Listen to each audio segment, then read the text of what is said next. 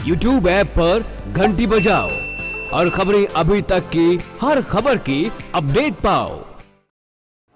नमस्कार, आदाब, स्वागत है आप सभी का। मैं हूं आपके साथ नासिर कुरैशी। खबरें अभी तक देख रहे हैं आप।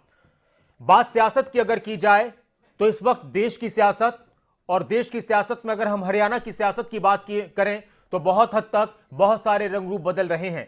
रोज बरोज कुछ ऐसी खबरें आती हैं जो आने वाले वक्त में ये कयास लगाने पर मजबूर करती हैं और ये सोचने पर मजबूर करती हैं कि अब समीकरण पूरी तरह से बदल चुके हैं। कल तक जो बीएसपी और इनेलो अपने गठबंधन को दिल का गठबंधन, दिल का रिश्ता कह रहे थे, आज वो गठबंधन टूट चुका है। अब एक नया गठबंधन वजूद में आया है और वो गठबंधन एलएसपी और बीएसपी का है। इसके बाद फिर नए समीकरण शुरू हो गए।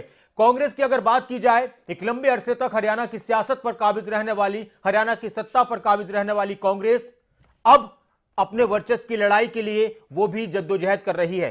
फिर ऐसे वक्त में जब तमाम राजनीतिक पार्टियां अपने अपने वर्चस्व की लड़ाई लड़ रही होती हैं तो एक नई पार्टी वजूद में आती है और वो आकर सभी को चौंका देती है और उस पार्टी का नाम है जननायक जनता पार्टी।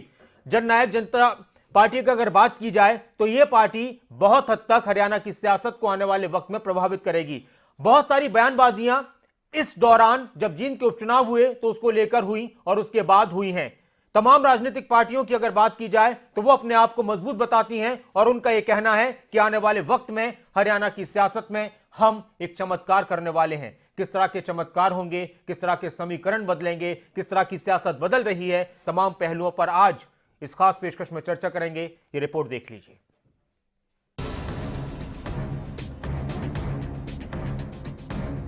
2018 का साल हरियाणा की राजनीति में याद किया जाएगा। दिसंबर 2018 से लेकर अब तक हरियाणा की राजनीति ने अपना पूरा रंग बदल लिया है। लोकसभा चुनावों से पहले ही हरियाणा की राजनीति के समीकरण पूरी तरह से बदल चुके हैं। अभी तक प्रदेश में कांग्रेस, बीजेपी के अलावा इनेलो का वर्चस्व था, लेकिन हाल ही में हुए जींद उपचुनावों ने हरियाणा की राजनीति की दिशा पूरी तरह से बदल डाली है। सूबे की राजनीति में नई पार्टियों का उदय हो गया है और पुरानी पार्टियों के सामने नई चुनौतियां खड़ी हो गई हैं। नए नए गठबंधन बन रहे हैं। इनेलो से अलग होने के बाद अजय चौटाला ने अपने बेटों के दम पर नई पारी की शुरुआत की और प्रदेश को मिली एक नई पार्टी यानी जननायक जनता पार्टी। जींद के उपचुनाव में इस पार्टी ने ऐसा रंग दिखाया कि अब ये हरियाणा की एक मजबूत पार्टी मानी जा रही है। पार्टी का आम आदमी पार्टी के साथ चुनावी तालमेल भी हो गया है। दोनों पार्टियां मिलकर सूबे की सत्ता पर काबिज होने की कोशिश करेंगी। सूबे की एक मजबूत पार्टी इनेलो ने बहुजन समाजवादी पार्टी से गठबंधन की राजनीति करनी चाहिए, लेकिन प्रदेश की जनता को हाथी और ऐनक का जोड़ शायद कुछ समझ नहीं आया। लिहाजा जींद उपचुनाव में लोगों ने इस गठबंधन को सिरे से नकार दिया। हाल ही में एक बड़ी घटना हुई, राजकुमार सैनी की लोकतंत्र सुरक्षा पार्टी का उदय। जींद उपचुनाव में इस पार्टी ने भी अपना कमाल दिखाया। 13,000 के करीब वोट लेकर इस पार्टी ने अपना दमखम साफ कर दिया है। इस जोरदार चुनावी परिणाम का असर ही रहा कि कुछ ही दिनों में बसपा ने इनेलो से अपना समझौता तोड़ दिया और एलएसपी के साथ अपने तालमेल की घोषणा कर दी। इस दौरान सबसे ज्यादा चुनौती इनेलो के सामने पेश हुई है। पहले तो जेजेपी ने झटका दिया, फिर बसपा ने। अब पार्टी के सामने चुनौती है कि कैसे अपने जनाधार को वापस लाया जाए। कांग्रेस भी इस पूरे घटनाक्रम से अछूती नहीं रही। नई परिस्थितियों ने कांग्रेस के सामने नई चुनौतियां पेश कर दी हैं। चुनौती ये है कि कैसे लोगों को ये विश्वास दिलवाया जाए कि वो सत्ता में आने की कुव्वत रखती है। जहां तक बीजेपी की बात है तो उसके अंदरूनी समीकरण एकदम से बदल गए हैं। साथ ही जिस तरह से नए गठबंधन बन रहे हैं वो भी बीजेपी को चुनौती पेश कर रहे हैं। हरियाणा की राजनीति अब नए समीकरणों के साथ चलेगी। नए नेता, नए समीकरण और नए उम्मीदवार। लेकिन ये सब लोकसभा में क्या रंग दिखाएंगे और अगली विधानसभा का रंग कितना बदल पाएगा, ये देखना बाकी है। स्पेशल डेस्क खबरें अभी तक। तो अगर बात की जाए हरियाणा की राजनीति की, बहुत दिलचस्प है पहले से, लेकिन किसी को उम्मीद नहीं थी कि ये जो 2018 का साल है और उसका जो आखिरी महीना था दिसंबर, वो दिसंबर जहां सर्दियां लेकर आता है और किसी ने बहुत खूब कहा है कि जनवरी में वादे पता चलते हैं और दिसंबर में वफा निकलकर सामने आती है। तो दिसंबर में बहुत सारे रिश्ते बने, बहुत सारे रिश्ते टूटे, और फिर जो जनवरी और फरवरी का जो महीना है, वैसे देखा जाए तो पश्चिमी सभ्यता के हिसाब से इसको प्यार मोहब्बत का महीना माना जाता है, लेकिन यहां पर किसी का दिल टूटा, किसी के दिल बने हैं। एक दल टूटा, एक दल बना, एक दल और दो दलों के बीच में एक रिश्ता वजूद में आया। बीएसपी और इनेलो जो अपना इजहार कर रहे थे मोहब्बत का, और ये पाकीज़ा और बड़ी पवित्र और बड़ी मजबूत मोहब्बत थी, दिल का रिश्ता था। एक दिन पहले तक किसी को नहीं मालूम था कि कल ये सब कुछ होने वाला है, यानी पूरी तरह से नहीं मालूम था। फिर एक झटका लगता है फरवरी के महीने में, चॉकलेट डे के दिन बीएसपी और एलएसपी में एक दूसरे को चॉकलेट दी जाती है और इनेलो देखती रह जाती है। डिबेट की शुरुआत करते हैं, तमाम पहलुओं पर बात करेंगे, बहुत ज़्यादा वक्त नहीं है। ज़्यादा वक्त न गंवाते हुए तमाम मेहमानों का परिचय मैं आपसे कराता हूं। बीजेपी से डॉक्टर आनंद संवारिया जी हमारे साथ हैं, कांग्रेस से बाल मुकुंद जी हमारे साथ हैं, जेजेपी से दीप कमल सहारन साहब हमारे साथ हैं, एलएसपी से दीवान सिंह भाटीवाल जी हमारे साथ हैं, आम आदमी पार्टी से अजय गौतम साहब हमारे साथ हैं, वरिष्ठ पत्रकार राजेंद्र सिंह जादव साहब हमारे साथ हैं, और वरिष्ठ पत्रकार संजय रॉय साहब हमारे साथ हैं। बहुत बहुत स्वागत है आप तमाम मेहमानों का। बाल मुकुंद शर्मा जी, शुरुआत आपसे इसलिए क्योंकि आप कहते हैं कि हम असली विपक्ष हैं, ठीक है ना, शुरू से आप कहते रहे। ये जो विपक्ष है आपका, क्या आने वाले वक्त में भी इसको विपक्ष में बैठना पड़ेगा? जिस तरह से आप लोगों ने जींद में इलेक्शन लड़ा, एकजुटता का परिचय दिया, और उसके बाद फिर आपके नेता हार जाते हैं, और फिर वो आपके नेता आपस में किसी तरह के साजिशों का जिक्र कर देते हैं, और उसके बाद पता चलता है कि एक होने वाले नहीं है कांग्रेसी, यानी कांग्रेस एक नहीं होगी तो दूसरी पार्टियों को फायदा मिलेगा। देखिए, तीन चीज़ें मैं आपको क्लियर करके बताऊंगा जिससे आपको लगेगा कि बिल्कुल कांग्रेस सबसे मजबूत पार्टी है हरियाणा में, और कांग्रेस ही सत्ता तक लेके जाएगी सारी चीज़ों को। दो चीज़ें बिल्कुल साफ क्लियर है जो आपने भी खुद कहा। हरियाणा निर्माण को 52 वर्ष आज हुए हैं, उसमें से लंबे समय तक कांग्रेस ने राज किया, लगभग 3/4 समय कांग्रेस ने राज किया है। और आज जो ये दलों के गठबंधन की आपने बात की है, गठबंधन, देखिए गठबंधन की जरूरत उन लोगों को पड़ती है जो लोग कमजोर होते हैं। आज प्रदेश में एलएसपी और बीएसपी ने गठबंधन किया है, जेजेपी ने और आम आदमी पार्टी ने संकेत दे दिया गठबंधन करके, उन्होंने सपोर्ट भी कर दी उनके मुख्यमंत्री ने वहां करके। और बीजेपी अब कहीं न कहीं आईएनएलडी के साथ बातचीत उनकी चली है, वार्तालाप की उनकी बातचीत चली हुई है।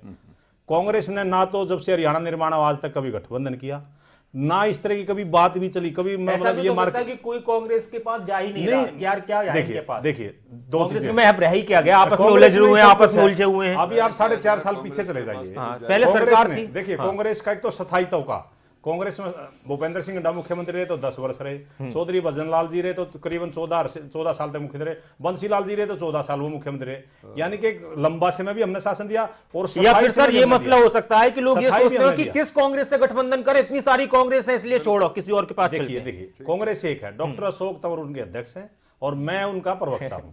और बाकी कोई कांग्रेस नहीं है। हमारे कार्यकर्ता और नेता हैं। एक कांग्रेस की अगर बात है, रणदीप सुरजेवाला कांग्रेस है, हाँ बिल्कुल है, भूपेंद्र सिंह हुड्डा कांग्रेस है, बिल्कुल है कांग्रेस, कुलदीप बिश्नोई कांग्रेस है, कुलदीप बिश्नोई कांग्रेस है, किरण चौधरी कांग्रेस है, कैप्टन अजय सिंह यादव कांग्रेस। अभी आप कह रहे थे एक ही कांग्रेस है, इसके नीचे कार्यकर्ता है, नेता है, कांग्रेस के अध्यक्ष डॉक्टर अशोक तंवर जी, वही कांग्रेस है। चलिए ठीक है। डॉक्टर आनंद संवारिया जी, कुछ खबरें आ रही हैं सर कि इनेलो के साथ हो सकता है आने वाले वक्त में आप लोगों का दिल मिल जाए, पहले भी मिल चुका है, सरकार में रह चुके हैं, एक बार फिर से आप इस तरह के कयास लगाए जा रहे हैं, इस तरह की खबरें आ रही हैं, इसकी वजह क्या है इन खबरों की, और इसमें कितना दम है? कुरैशी जी, इससे पहले कि मैं आपके सवाल पे आऊं, मैं बाल मुकुंद शर्मा जी की ताकत जो अपनी बयान कर रहे थे कि हम ही एक पॉलिटिकल पार्टी हैं जो विपक्ष की हैं और सत्ताधारी होने वाले हैं, मैं इनसे पूछना चाहता हूं कि भाई झूठ बोलो तो थोड़ा वेट कर करके बोलो। अरे वो पार्टी जहां सिटिंग एमएलए को लेकर के आप उपचुनाव में लेके आना चाहते हैं, जहां 4-4 धड़े हो गए हैं, और कांग्रेस पार्टी को नाम को आप किसके नाम से, बंसीलाल जी की पार्टी, फला की पार्टी, अरे जो कार्यकर्ता जो आपके लिए जान जुटा रहा है उसका आप नाम नहीं लेते, छोड़ दीजिए उस बात को। अब कुरैशी जी बात अभी बालमुकुंद जी धड़ेबंदी की बात सर कर रही थी। सर बहुत ज्यादा वक्त नहीं है, आप अपनी बात कीजिए। मैं उसी पे आ रहा हूं, जी। देखिए इलेक्शन होते हैं और उसमें हर एक पॉलिटिकल पार्टी का मकसद होता है मैं जीतूं, और जीतने में वो एक जो ट्रेंड अब चला है गठबंधन का, गठबंधन देखिए जायज है, पॉलिटिकल पार्टी का सोचने का है, लेकिन ऐसा गठबंधन डेमोक्रेसी के साथ धोखा है जो कि 2 घंटे पहले इनेलो और बीजेपी का हुआ तो मैं आ रहा हूं, उस पर आएंगे, मैं उसी पे आ रहा हूं। मैं वो जो धोखा है कि जो एक दूसरे के जानी दुश्मन थे और जो जोड़ दिलों के थे, मैं ये कहना चाह रहा हूं ये एक राजनीति सहूलियत की राजनीति भी नहीं है, ये तो वोट की राजनीति है कि अगर वोट वहां कमाए तो तू अपने घर में। अब आपने सवाल पूछा कि मेरे साथ क्या इन लोग की गठबंधन की बातें, ये देखिए ये जो हमारे विपक्षी लोग हैं वो हमारी ताकत से जो जनता जनार्दन के द्वारा हमें दी जा रही है उससे बौखलाए जा रहे हैं। कहीं गठबंधन बन रहे हैं, कहां महागठबंधन बन रहे हैं, वगैरह वगैरह। फिर भी मैं आज आपके चैनल से कहना चाह रहा हूं जो हमारी विचारधारा के ऊपर जो डेमोक्रेसी की रक्षा के लिए आना चाहता है, हमारे दरवाजा हमेशा के लिए यानी संभावना है। आपकी बात से पता चल गया, बस मोहर लग जाए उसका पता नहीं है, संभावना है। दीप कमल जी, इशारा यही है कि हाँ संभावना है। और मैं जोगीराम जी को भी सुन रहा था किसी जगह पर, वो भी कह रहे थे कि राजनीति में सब चलता है। आप लोगों का आम आदमी पार्टी से भी बातें चल रही हैं, सुनने में आ रहा था कि आप लोगों ने भी कोशिशें की थी बीएसपी के साथ गठबंधन की, वो क्यों सिरे नहीं चढ़ पाई? नहीं, देखिए हमारी तरफ से बीएसपी के साथ गठबंधन की कोई कोशिश नहीं हुई। ये जरूर हमारी तरफ से हमेशा स्टैंड रहा है कि कांग्रेस विरोधी जो भी ऐसी और सत्ता के खिलाफ लड़ने के लिए कोई भी समान विचारधारा के लोग हमारे साथ आएंगे तो हमें स्वागत है उनका, हमें मजबूती मिलेगी हमारी लड़ाई में। आम आदमी पार्टी के साथ हमारी जो जींद उपचुनाव के अंदर जो बातचीत हुई थी और वो पूरी सकारात्मक रही। सुशील गुप्ता जी जो राज्यसभा सांसद हैं उन्होंने ही शुरुआत की थी तब भी, और अब भी उनकी तरफ से कोशिशें चल रही हैं। मैं इस बात से मना नहीं करूंगा कि कोई बातचीत नहीं चल रही है, बातचीत जरूर चल रही है इस बारे में, लेकिन वो किस स्तर पर है और वो कब किस रूप में सामने आएगी ये तो देखिए। अच्छा, आपको लगता है कि आम आदमी पार्टी का कुछ वजूद है? आपका तो चलिए समझ में आता है कि इनेलो से अलग हुए, पुराना एक परिवार चला रहा है, आम आदमी पार्टी का कोई वजूद है हरियाणा में जिससे आपको फायदा मिल जाए? देखिए, आम आदमी पार्टी मुख्य रूप से 2 ही राज्यों में सक्रिय है, दिल्ली में और पंजाब में। दिल्ली में तो आप जानते हैं 70 में से 67 सीटें उनके पास हैं, और पंजाब में भी उन्होंने अच्छी खासा अपना प्रदर्शन किया है, विधानसभा में भी उन्होंने अच्छे विधायक बनाए हैं। और हरियाणा में अब तक उन्होंने एक ही चुनाव लड़ा है, 2014 में लोकसभा का चुनाव लड़ा था, विधानसभा का चुनाव उन्होंने नहीं लड़ा था। उसके अलावा कोई और उपचुनाव वगैरह भी या मेयर वगैरह की इलेक्शन वगैरह भी उन्होंने नहीं लड़े। तो उस चुनाव में उन्होंने 5% से ज्यादा वोट लिए थे। प्रेजेंस है पार्टी की, इसमें कोई दो राय नहीं है। और उससे ज्यादा जो अच्छी बात है वो ये है कि सकारात्मक राजनीति और विकास की बात करते हैं। दिल्ली में स्वास्थ्य और शिक्षा के क्षेत्र में काफी अच्छे काम किए हैं। ये विचारधारा हमारी पार्टी से मेल खाती है, हमारे नेताओं की जो छवि है और जो सोच से मेल खाती है। मैं एक छोटा सा इसमें बालमुकुंद जी को थोड़ा करेक्ट करना चाहूंगा। कांग्रेस के इतिहास में सिर्फ एक बार ही कांग्रेस ने अपनी सरकार को रिपीट किया है, वो पिछली बार भूपेंद्र सिंह हुड्डा जी की सरकार थी। उससे पहले जब भी कांग्रेस की सरकार बनी वो दोबारा नहीं आई है, और उसमें भी उनका स्तर क्या रहा। भूपेंद्र सिंह हुड्डा जी की सरकार का हरियाणा में शासन कितना शानदार था, इसका आप अंदाजा इस बात से लगा लीजिए कि उनको 67 सीटें दी थी 2005 में, जो उनके सरकार की वजह से गिरकर आ गई 40 2009 में, और उन्हीं की सरकार की वजह से गिरकर आ गई 15 पे। 67 40 15, ये क्रम देख लीजिए आप, कितना खतरनाक, आपके कह रहे हैं कि और गिरेगी अभी? नहीं, अब तो सरकार में नहीं है, बचा लेंगे 15 सीटें अपनी। अच्छा, 15 सीटें बचाने की लड़ाई होगी। हाँ, अजय गौतम साहब, जेजेपी का ये कहना है कि उनकी विचारधारा, सकारात्मक राजनीति करने वाले जो लोग होंगे वो आएंगे। आपकी विचारधारा तो बिल्कुल अलग है। आप लोग तो भ्रष्टाचार के खिलाफ, कल तक इनेलो पार्टी पर, इनेलो के नेताओं पर आरोप लगाते थे, अब वो आपको अच्छे लगने लगे हैं, जो अलग पार्टी बन गई, लेकिन नेता तो वही है ना, चेहरे तो वही है कुछ। देखिए, हमारा जो गठबंधन है जेजेपी के साथ, बेस इनका दुष्यंत चौटाला जी और दिग्विजय चौटाला जी हैं आज की डेट में जो बेस है। अजय चौटाला जी भी है वहां पर? नहीं, अजय चौटाला जी अभी नहीं है, वो अभी पीछे है। लेकिन जो हमारी बात सकारात्मक चल रही है और जो भी पार्टी को लीड कर रहे हैं, जेजेपी को दुष्यंत चौटाला जी लीड कर रहे हैं, तो उन पर कोई करप्शन का चार्ज मेरे ख्याल से तो नहीं है। मेरी नॉलेज के अनुसार उन पर कभी कोई भ्रष्टाचार का वो नहीं लगा है। और वो हमारे दिल्ली में जो हो रहे काम, सकारात्मक पब्लिक के लिए जो काम हो रहे हैं, उनसे वो खुश हैं। हम शिक्षा की वो खुश हो राजनीति। गए, पहले वो भी ना खुश थे जब अलग नहीं हुए थे, तो वो भी कहते थे कुछ नहीं करते। नहीं, मैंने ऐसा कोई बयान सुना मैंने नहीं सुना है। है, मैं सुना दूंगा, अभी तो फिलहाल नहीं है, सुनाऊंगा किसी दिन। नहीं, जी, मैंने वो कहिए। बयान नहीं सुना। हाँ, अभय चौटाला जी जरूर कहते रहते हैं इनका कोई वजूद नहीं है, ये दूसरी तरह की राजनीति करते, ये करते वो करते, लेकिन दुष्यंत जी के मुंह से कभी हमने ऐसा सुना नहीं। पहली बात, हम शिक्षा के लिए काम करते हैं, हॉस्पिटल्स के लिए काम करते हैं, जनता के हित में काम करते हैं, बेसिकली हमारी राजनीति है। और भ्रष्टाचार के विरोधी हैं बिल्कुल, इसमें कोई दो राय नहीं है। अगर हम जिनसे वो गठबंधन करने जा रहे हैं उन पे कोई भ्रष्टाचार का आरोप किसी तरह का नहीं है, इसलिए हमारी विचारधारा उनसे मेल खाती है। ये हाथी ऑटो में बैठ गया है, कहते हैं कि बहुत ताकतवर होता है हाथी, कहीं ऑटो दब ना जाए हाथी के बोझ से, और या कूद कर भाग ना जाए, पता नहीं है ना, आपके ड्राइवर चला रहा हो, पता नहीं पीछे से हाथी दब ही निकल लिया गया। जी, 2 दी हैं 10 में से जी, दब गया दीवान पहले। सिंह भाटी वाला। नासिर जी,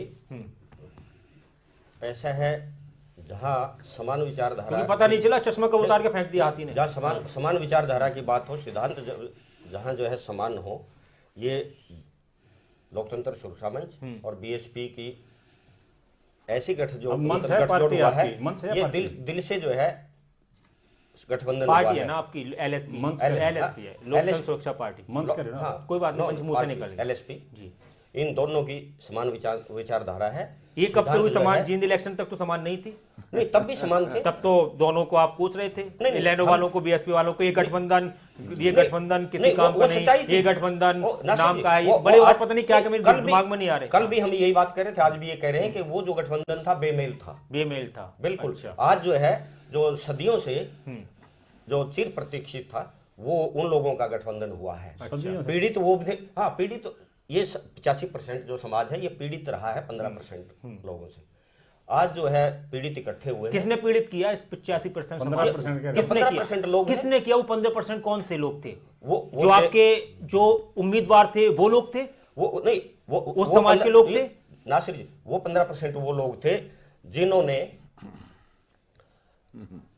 मजदूर, किसान, गरीब, पिछड़ा, दलित का शोषण किया है। किसने किया शोषण इनका? जो आज तक सत्ता में रहे हैं, चाहे वो कांग्रेस वाले हो चाहे बीजेपी वाले हो, अच्छा, उन लोगों ने नहीं तो आपके तो आप भी तो रहे थे शोषण- सत्ता में, जो पहले जब सत्ता में आपके नेता रहे तो उन्होंने भी किया, फिर उसमें वो भी उनको ही नहीं, माना जाए? हमारे नेता ने शोषण नहीं किया। जब हमारे नहीं, नेता ने क्रीमी ये लेयर देखा- क्रीमी लेयर थी क्या? शोषण करने वालों जब का साथ दिया? जब हमारे नेता ने ये लगा नेताओं को हाँ। कि जो 85% लोगों के हक हुकूकों पर डाका डाला जा रहा है, उनकी नहीं सुनाई जा रही है, उन्होंने किनारा कर लिया। जहां जहां भी जो है अन्याय हुआ है इस समाज के तो साथ। कितने दिन के लिए हुआ है अभी गठबंधन? 3 महीने के लिए या अक्टूबर तक के लिए? ये गठबंधन स्थायी अभी 3 महीने गठबंधन तक है। देखा जाएगा? नहीं, 3 महीने की बात नहीं है। आप देखेंगे लोकसभा में जो है हमारा प्रदर्शन लोकसभा जो है का बहुत इलेक्शन बढ़िया का हुआ। प्रदर्शन देखा जाएगा। विधानसभा में 80+ हम ये गठबंधन जो है सीटें लेकर के जो है 80+ मतलब 80 से ज्यादा? 80 से ज्यादा लेगा ये अच्छा, गठबंधन। 90 से 90 में से 80 दो तो सीट 80+ मिली का इनको। है। हाँ, 90 में से 80 से ज्यादा आप लेकर बिल्कुल आएंगे। बिल्कुल सच्चाई है। तो इनेलो को कितनी देते हैं? एक मुझे और ये बता दीजिए, जो ये इनको मेरे भाई खुश 10 हो रहे हैं सीटें ना, किसके लिए छोड़ी? कांग्रेस वाले, मतलब 80 कांग्रेस प्लस का 80+ सर, मैं कंफ्यूज हो गया बहुत ज्यादा। 80+ कितनी बता रहे हैं आप? 89 तो नहीं कह रहे? एक किसी के लिए छोड़ रहे हैं क्या? अगर आप ये कहें कि भाई दिल्ली में ऐसी बात क्यों करते हैं दिल्ली आप? में आप ये 70 कहिए ना कि हम दिल्ली में से सरकार बनाएंगे। दिल्ली में से अब 80+ दिल्ली में ऐसी 70 बात में क्यों से करते हैं 67 अगर आम पार्टी चलिए, ठीक ले है। जाती है, उस सर, पर वो आप तो एक अलग आश्चर्य चीज थी। करें तो हरियाणा अलग में चीज भी थी, अलग माहौल था। हरियाणा में भी आपको आश्चर्य चलिए, होगा। देखेंगे। यहाँ पर आश्चर्य- जो है वोट जो मिलेगा ना, उस चीज के खिलाफ मिलेगा। कांग्रेस का तो चलिए, हरियाणा में अगर नाम ऐसा लेवा रहता तो कोई हमारे लिए तो अच्छा हो जाएगा ना, हम और ज्यादा कांग्रेस में डिबेट नाम लेवा कोई नहीं है। ठीक है। और रही जो संजय है साहब, 1 मिनट सर, हरियाणा चलाने वालों को कोई वोट नहीं देगा। इनको बोले नहीं। उसमें नाम और आपका भी आता है? नहीं, हमारा नहीं आता। ठीक। हरियाणा जलाने वाले और हरियाणा को जलवाने वाले, अच्छा। उनको वोट कोई नहीं देगा। इसलिए 80% संजय राय आएगा। साहब, और संजय आप राय खुद साहब, ये कह- जो हरियाणा की सियासत नासिर बदली जी, है आप इन खुद 2-3 कहेंगे महीने कि के अंदर। आश्चर्य कैसे क्यों हुआ? सर? हाँ, आश्चर्य मैं चाह रहा हूँ कि मुझे आश्चर्य हो और हम 4-5 दिन तक लगातार इस मुद्दे पर डिबेट बिल्कुल, करते रहे आने बिल्कुल, वाले ऐसा ही वक्त। होगा। ऐसा ही होगा।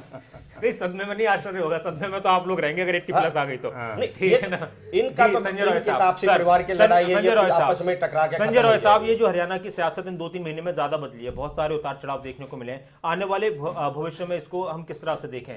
किस पार्टी के लिए कितनी मुश्किलें हैं, किसके लिए कितनी आसानी हो रही हैं? और जो नए गठबंधन हुआ इसको लेकर आप क्या कहेंगे?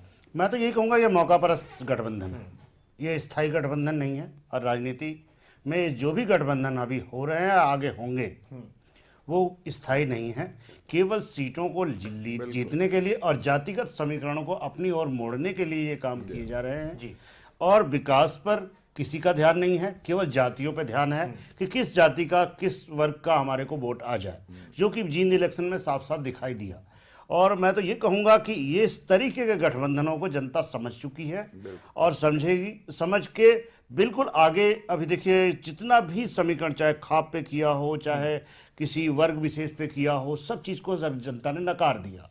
अभी जींद इलेक्शन के अंदर जो चीज़ें निकल के आई और सरकार के विकास पे और अन्य कार्यों पे, रोजगार पे जो कार्य हुए, उसी हिसाब से उन्होंने अपना वोट दिया और उस तरह से उम्मीदवार जीत करके आया।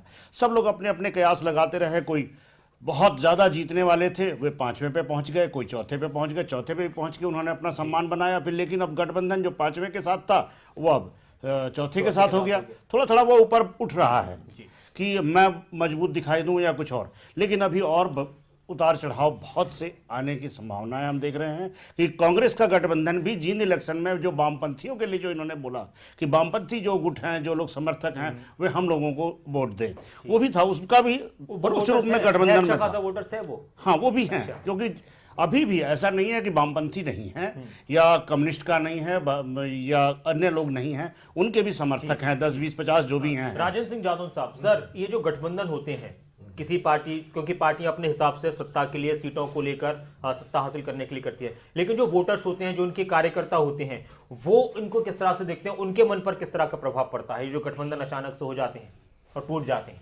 अब देखिए, कार्यकर्ता तो हमेशा नेताओं के पीछे चलते हैं, उनकी उम्मीदें नेताओं के साथ जुड़ी हुई है। और ये दौर जो है राजनीति में जिस तरह का आ गया कि सिद्धांत तो हमेशा लैप्स ही हो चुके हैं। किसी तरह से लोगों को संतुष्ट करके पावर में पहुंचना, पावर की सीढ़ियां बना लेना, यही एकमात्र लक्ष्य रह गया है। गठबंधन का भी मतलब यही है कि पावर की सीढ़ी, सत्ता की सीढ़ी, किसी तरह से सत्ता तक पहुंचे। कांग्रेस के दौर में भी कौन से सिद्धांतों पर काम हुआ, इसके बाद जो है सिद्धांतों की बजाय ये तय हो गया कि किसी तरह से कांग्रेस को हटाओ, तो फिर उसमें सारे समझौते शामिल हो गए। जो एंटी कांग्रेस फोर्सेस थी वो कई बार एक हो गई, 89 में भी हो गई। बीजेपी जो दूर चलती थी कम्युनिस्टों से, उसने भी समर्थन दे दिया, जो वीपी सिंह की सरकार आ गई। तो इस तरह से अब ये चलते चलते एक ट्रेंड ऐसा बन गया है कि हम आज फिर उसी ट्रैक पर चल रहे हैं। ट्रैक बदला नहीं है। आज स्थिति ये है कि सब ये देख रहे हैं, अभी हरियाणा में ये थी कि नंबर 2 की लड़ाई थी। जींद में जो नंबर 2 रहे, उन्होंने देखा कि अब चलिए हमारी अच्छी संभावनाएं हैं, तो वो अपनी संभावनाओं को लेके आगे बढ़ रहे हैं। अब जो लोग 2 नंबर की स्थिति में नहीं आ पाए, उनका ये प्रयास है कि किसी तरह से हम जो है अपने आप को बैलेंस करें, फिर नंबर 2 की स्थिति में आ जाएं। तो गठबंधन क्या की जो राजनीति है वहीं से तेज हुई। उनको लगा कि बहुजन समाज पार्टी को लगा, वो सोचते थे कि हम जो इस गठबंधन के साथ सेकंड नंबर पर रहेंगे या चुनाव जीतेंगे तो आगे की लड़ाई लड़ेंगे। तो ये अब जब उनको लगा कि इसमें निराशा हाथ लगी है, तो कोई समझौता था ही नहीं हुआ। तो समझौता सिद्धांतों का था ही नहीं, सिर्फ वोटों का ही गणित था। और उनको लगा कि वोटों के गणित में पिछड़ रहे हैं, तो उन्होंने पार्टी छोड़ दी, गठबंधन तोड़ दिया, नया गठबंधन कर लिया। तो स्थिति ये है कि नंबर 2 की लड़ाई, फिर सत्ता की रेस और सत्ता की सीढ़ियां। गठबंधन जो है, गठबंधन का मतलब है सत्ता की सीढ़ी की तलाश। ठीक है, मैं आता हूं फिर एक प्रतिक्रिया, फिर आप लोगों के पास ही रहूंगा। संजय राय साहब, कुछ चमत्कार की संभावनाएं दिखाई दे रही हैं आने वाले वक्त में हरियाणा की सियासत में? चमत्कार क्या दिख रहा है सबके सामने कि क्या चमत्कार आएगा? अच्छा, केवल गठबंधन होंगे। आप और अपनी बात कुछ गठबंधनों को ये है कि मैं क्या नाम है, हमारे साथी राजन जी से मैं सहमत हूँ। उन्होंने बिल्कुल सब चीज़, सारी चीज़ें खोल के कह भी दी। और अभी संभावनाएं हम लोगों को हर दिन दिखेंगी कि क्या क्या हो रहा है। मैं एक चीज़ और जोड़ूंगा कि कांग्रेस की गुटबाजी कांग्रेस को तीसरे पे ले गई। और बिल्कुल भी अभी भी जो उनके अंदर अभी लोग मंथन कर रहे हैं और ऊपर से जो बातचीत चल रही है, इनके अंदर भी गुटबाजी थी, जिसकी वजह से तीसरे नंबर पर ये जगह है। जी बाल मुकुंद जी। संजय राय जी ने इनसे पहले एक बात की थी, मैं उससे बहुत कहीं हद तक सहमत हूँ।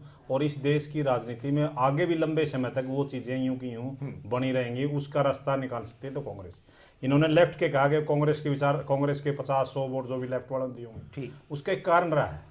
लेफ्ट और राइट 2 विचारधारा इस देश में मुख्यतः रही है। लेफ्ट का मतलब आप ये मान के चलिए कमजोर, दबे कुचले, दलित, आदिवासी माइनॉरिटी। लेफ्ट का मतलब ये एक्चुअल में है, जैसे हमारी भुजाएं हैं लेफ्ट और राइट। राइट थोड़ी मजबूत भुजा है, लेफ्ट में तो जो दलित गरीब लोग हैं, और राइट में ये जो पूंजीपति हैं बीजेपी वाले लोग, बेसिकली जो भारतीय जनता पार्टी के पूंजीपति वाले तो कांग्रेस से भी लड़ते रहे हैं। मेरी बात उसका विषय है, कांग्रेस मैं बताऊं, कांग्रेस वाले तो मैं राइट में आते हैं। आपको 2-3 मिनट में इतनी क्लियर कर दूंगा, शायद चीजें आपको समझ आ जाए। लेफ्ट के जो लोग थे वो जैसे हाथ के किए हुए काम को ज्यादा वजूद में रखते थे, महात्मा गांधी जी जैसे चरखा चलाते थे, विचारधारा की बात है। उसके बाद मशीनी युग शुरू हुआ, कारखाना हुआ, उसको अदला बदली करने के कुछ लोगों ने समाजवाद की परिप्रेक्ष्य में लेके आ गए। तो लास्ट में आपको ये कहना चाहता हूँ, कांग्रेस की चाहे वो मनरेगा एक स्कीम हम लेके आए, वो हमने उस स्कीम का उद्देश्य क्या था? स्कीम छोड़ो, ये बताओ आप अपने आप को मजबूत कैसे करेंगे? सर बहुत नुकसान हो रहा है आप लोगों का, आप क्या मत कहिए, आप सोचिए कि हाँ मामला है हमारे अंदर, हम गुटों में बटे हुए हैं, लेकिन मजबूत करेंगे। मैं एक बार और बता दूं आपको, अभी 5 राज्यों के चुनाव हुए, 5-0 पे बीजेपी हार गई, और 3 महत्वपूर्ण स्टेट हिंदुस्तान की जिनकी जनसंख्या के आधार पर वोटों के हिसाब से जो पहले टॉप 10 में आते हैं, एकजुट हो जाएंगे आप, एकजुट हो जाएंगे लोकसभा चुनाव से पहले। देखिए मैं इस बात को बार-बार दोहराई, इनकी तरह तो हम कहते नहीं गंगा को नहाने आएंगे तो आने आएंगे। हमारे ये जो 5 दल इस तरीके से है ना, अलग अलग दल है, वो एक बिल्कुल एक पंजे की तरह काम करेंगे। जी दीप कमल जी आता हूं सोमवार जी आपके पास। जी दीप कमल जी। नासिर भाई, ये जो पूरी लड़ाई है ये जीत, अच्छा आप एक मेरा सवाल छोटा सा ये था कि आप उत्साहित हैं और आपने ये सोच लिया है कि अब तो हम ही सरकार का मुकाबले करेंगे, कोई और नहीं है, ये आपने सोच लिया है? नहीं, कारण है, अगर हम ऐसा सोच रहे हैं तो उसका कारण है। आप जींद का उपचुनाव देखिए, एक आदर्श स्थिति में हुआ है, जब बिल्कुल सामने 2-4 महीने बाद ही लोकसभा के चुनाव और इसी साल विधानसभा के भी होने हैं। उस सूरत में भी अगर ठीक है सत्ता पक्ष ने अपना जोर दिखाया, लेकिन सर वो एक सीट थी और एक सीट पर बहुत ज्यादा सबका जोर था, सारे नेता सब लोग आप लोग थे, है ना? इसलिए निकालना चाहता हूं क्योंकि वहां पे हमें 30% वोट मिले हैं, और अगर आप कांग्रेस जो ये अलायंस था वो और एलएसपी अकेले लड़ रही थी, इन चारों दलों को अगर आप इकट्ठा कर ले तो इनके 30% वोट बनते हैं। 22,000, 13,000 और 3-3,500, 38,500 वोट इनके बनते हैं, और 37,000 से ज्यादा 37,600 वोट हमारे हैं। लगभग इन तीनों चारों दलों के बराबर वोट लोगों ने जो 20 दिन पहले पार्टी बनी थी उस पार्टी को दिए हैं। और अभी हमारा संगठन, आप कल भी 23 लोगों की लिस्ट आई थी, और लोगों को हम पदाधिकारी बना रहे हैं, नए लोग शामिल हो रहे हैं, कल भी कई लोग शामिल हुए हैं, कई ऐसे नेता शामिल हुए हैं जो अच्छा खासा आधार रखते हैं। तो एक प्रवाह बन रहा है हमारी तरफ, और उसके पीछे जो सोच है वो ये है कि जो सत्ता है, जो बीजेपी है, उसके खिलाफ कौन चुनौती दे सकता है। कांग्रेस इतनी हद तक बटी हुई है कि उसके साथ कोई जाने को तैयार नहीं। आप याद कीजिए, पिछले बालमुकुंद जी से पूछिए, पिछले 1 साल में कौन बीजेपी कांग्रेस ज्वाइन किया है 1 साल के अंदर, और इनेलो में तो ज्वाइन करने वाला आपको शायद ही कोई किसी जमाने में ध्यान कल्ली ज्वाइन किया है, तो पूर्व विधायक उन्हीं को तो थे। अच्छा, अशोक कश्यप की राजनीति ही इनेलो से शुरू हुई थी। उनके ऊपर लिंग जांच का आरोप था 2014 में, इसलिए उनको टिकट नहीं दी थी। उनकी पत्नी को टिकट दी थी इनेलो ने। कल तो खबर चली थी इनेलो ज्वाइन किया, देख लो। तो इनेलो के ही तो थे, वो तो लिंग जांच के मामले में थे, इसलिए उन्होंने पार्टी से कुछ समय के लिए दूरी बना ली थी, वापिस अपने घर आ गए। अच्छा जी, डॉक्टर आनंद संवारिया जी।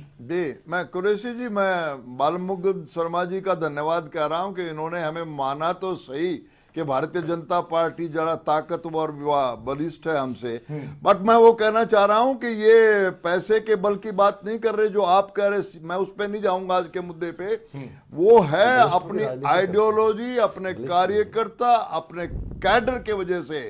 कांग्रेस, शर्मा जी आपकी पार्टी तो ऐसी हो गई है, सब जगह जा रहे हैं, अरे भैया हमसे समझौता कर लो, नहीं, कोई भी इनके साथ समझौता करने को तैयार नहीं है। मैं, मेरे साथ गौतम साहब ने कहा कि इनकी पार्टी तो बिल्कुल जहां करप्शन है वहां उसके विरोध में खड़े रहते हैं। मैं इनको कलकत्ता ले जाता हूं, जहां भी दो हफ्ते पहले करीबन 23 प्राइम मिनिस्टर्स की मीटिंग हुई थी, और सब लोग जो सारे केस में गिनाऊंगा नहीं, मायावती पे कौन सा केस चल रहा है और मुलायम सिंह पे, वो चीजें छोड़ दीजिए। ठीक है सर, आप मजबूत हैं और आपके सामने एलएसपी और कांग्रेस वगैरह देखते हैं, मैं सबका नाम ले लेता हूं, किसी को बुरा ना लग जाए। बीजेपी, एलएसपी, कांग्रेस, बीएसपी, इनेलो, आम आदमी पार्टी। आम आदमी पार्टी, जो गौतम साहब आखिरी प्रतिक्रिया सर, बिना जेजेपी के गठबंधन से कोई चारा नहीं है, या फिर आपकी कुछ इस तरह की खबर है कि हो सकता है आम आदमी पार्टी भी एलएसपी और बीएसपी के साथ आ जाए?